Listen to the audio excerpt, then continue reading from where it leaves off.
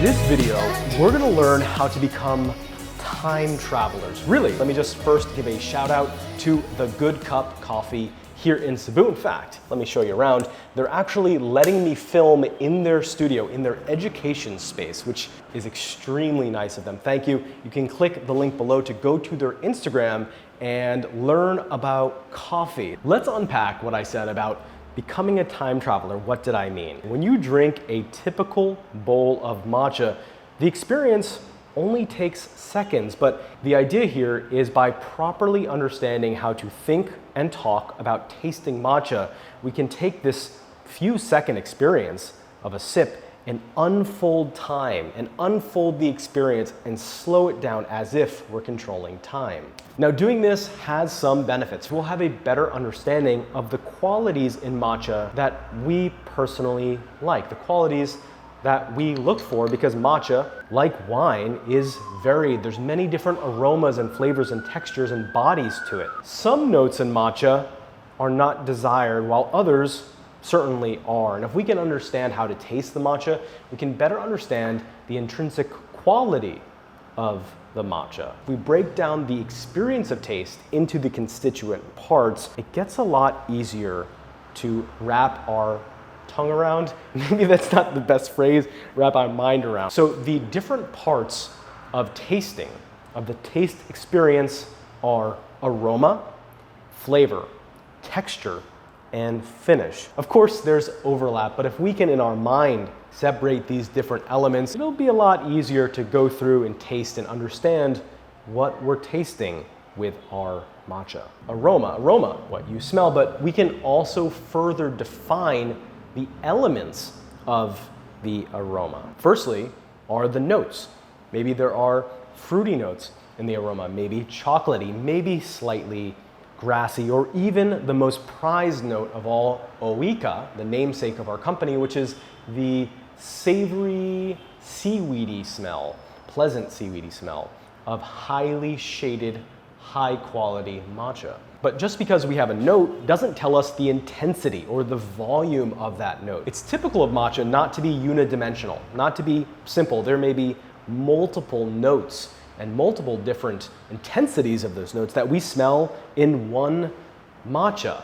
But how do they work together? What is the harmony? Does it work or is it muddy? And finally is the stability.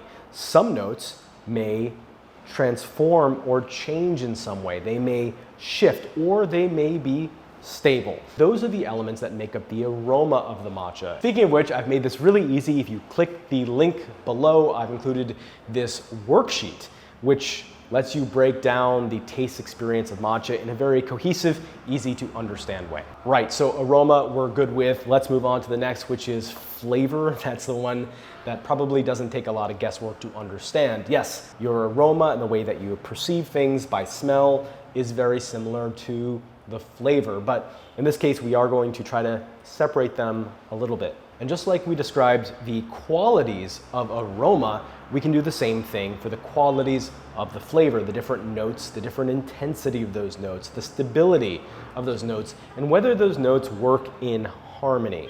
Ooh, that is really nice, actually. This leads us to our third element of the tasting experience, the third framework, which is the texture. We can describe texture in two different ways. One is the mouthfeel of the matcha. The second is the shape. And again, a lot of overlap, but mouthfeel. This is the way the matcha literally feels in our mouth. It may feel astringent, puckering. It may feel a little sour. It may even feel tannic, although it is worth mentioning that matcha has no tannin. Tea actually has no tannins in it. We used to think so, by the way. It used to be that scientists thought that there were tannins in tea, but now we know that there's not. It may be buttery, it may be refreshing and brisk. So these are ways that we can describe the actual feeling of the tea, the mouthfeel. The shape refers to the geometry of the tea in your mouth. I know that seems a little esoteric. For example, sometimes you'll have a matcha that feels very weighted, astringent, kind of sharp on the top note, but then the base note is savory and sweet and round and weighty, almost like a teardrop. And finally, we have the finish. Plainly, that is the aftertaste of the tea. We can describe it with many of the same qualities that we described: the aroma, the flavor, and the texture. We can describe the aftertaste, we can see the notes in it, we can describe the intensity, the harmony. Sometimes aftertastes are really pleasant, but they're not balanced. They're kind of all over the place. We can describe the mouthfeel or even the shape of the aftertaste. And on top of all of that, we have an additional quality that we can throw in, which is the duration. So the aftertaste may last only for a few seconds. It may last for 10 minutes or more, which is incredible. And in some cases, you have a transformation where the aftertaste, the finish, will start invisible. You don't taste anything, and a few minutes later, you're like, whoa, what's that? It's returned. All of the elements that go into the tasting experience are not created equally. Some are more valued to a matcha connoisseur than other elements. For example, aroma. That smells really nice. It's very pleasant. Well, it turns out aroma is the bottom of the hierarchy. It's very easy to achieve a matcha, or really any tea, that has a pleasant aroma. That's because tea is just kind of something that smells nice, it smells good.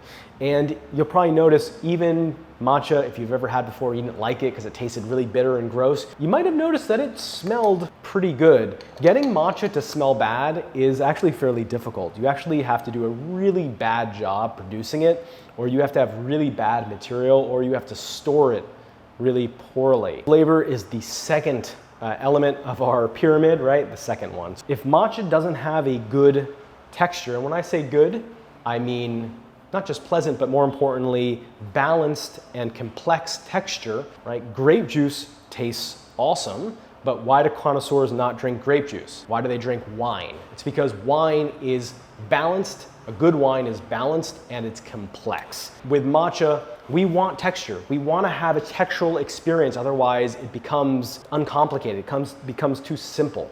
And a simple matcha is not what we're looking for. Good texture is very difficult to achieve. Matcha, because you're drinking the whole leaf, it has a lot of astringency, and texturally can be challenging, right? So the shading, how you shade your matcha, how long you shade it, if it's hand-picked, all of these things go into contributing to the texture, which again, very challenging. Finally, at the top, the pinnacle of our hierarchy, the most difficult thing to nail when it comes to the taste experience is the finish. Finish is very difficult. It takes a great deal of skill and authenticity and technique, mastery to make a tea, not just matcha, but make a tea that has a balanced and a complex finish.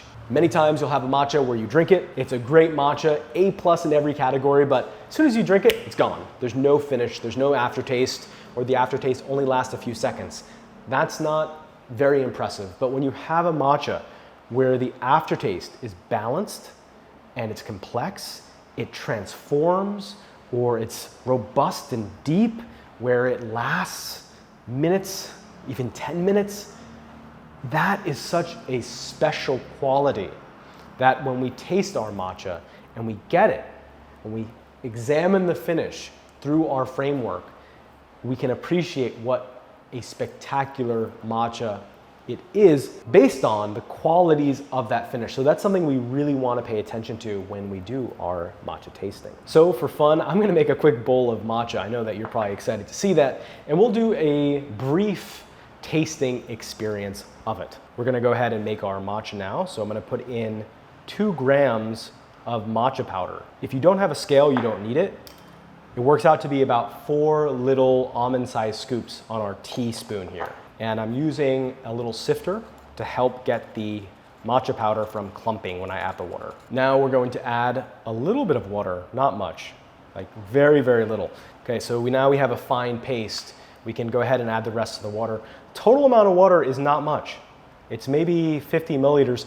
You want to be very careful with how much water you add. Remember, you should be able to drink a bowl of matcha in 3 sips. And if you add a lot of water, you're going to have giant gulps. That's not going to work.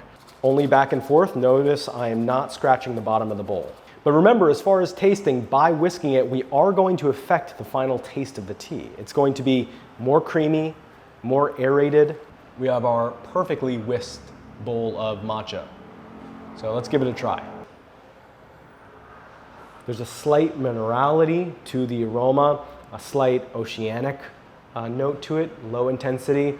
There's a little bit of a seaweed note that stretches throughout. The aroma here is not masculine, it's feminine, it's soft, it's deep and dark, almost mysterious. I like to be, in the West anyway, obnoxious, which is to say you want to slurp it. A seaweedy, oceanic note. It's fairly intense, it's fairly stable. I also get raw sugar snap pea and raw zucchini. Vegetal note. I wouldn't say that this is a grassy matcha. It's definitely not. I would also say that this is not a fruity matcha. This is going to be more vegetal, soft, uncooked vegetable. Very, very gently toasted soba. So there's a slight milkiness. So let's move on to the texture of this tea. So if you know a little bit about Chinese or Japanese characters, 10 is Ju. And that is the experience for me of drinking this. In the middle of my tongue, from the tip all the way to the back, there's a thin line where my taste buds are really firing. Or as you can see right at the tip, there's a little bit of a menthol quality at the back, all in a straight line. That goes across my tongue from this side to the other side. That is a little sour, a little astringent. That is a textural experience. The tannic quality of this, or the astringency, is not intense. There's no sharp spikes, but it's also not perfectly rounded. It's more like hills and valleys across the texture of this. So fairly complex, I'd say. The texture is not dashi, it's not watery. It's also not like a heavy cream. This is somewhere in the middle, again, like a melted ice cream or a full fat milk, like an oat milk. The aftertaste, we're gonna have to wait a little bit for. So let me take one more sip and we're gonna see where the aftertaste brings us. And now, play the waiting game.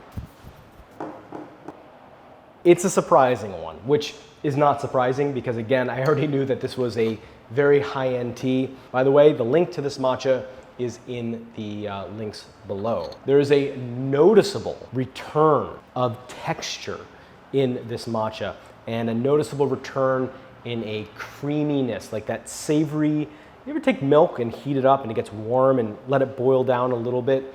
The milk starts getting sweet, starts getting a little savory and warming. So those are some of the experiences that I feel on the back of my tongue. I'd also say that the intensity has picked up. When I first drank the tea and swallowed it, there's very little remaining anything. A little bit of savoriness, a little bit of vegetable note, but what's actually happened is it's been a few minutes, the intensity of the finish is actually picking up. Right now, after minutes gone by, the finish is stronger than when it started initially. So again, that's a testament to the outstanding quality of this particular tea. There's a lot more topics to talk about. For example, what really affects the taste? What goes into changing the notes, the aromas, the textures, the finishes of the matcha? How do you influence that? How do farmers in Japan influence that? So those are topics we'll talk about in a different video. But in the meantime, I want to say thank you to The Good Cup for allowing me once again to come film in their incredible space. I know that they're waiting on me, they want to go home, but I don't want to rush because I want you to be able to have confidence and find the pleasure of drinking matcha that comes from a better understanding of it and how to taste it. Like I've said before, there is a link below, not just to The Good Cup, the fine folk here. If you want to learn about coffee, they take coffee education very seriously. I learned about how the shape of the vessel changes your experience of coffee. And matcha, we pretty much only have one shape, but that's not true. There are different sizes and shapes of bowl that do change things.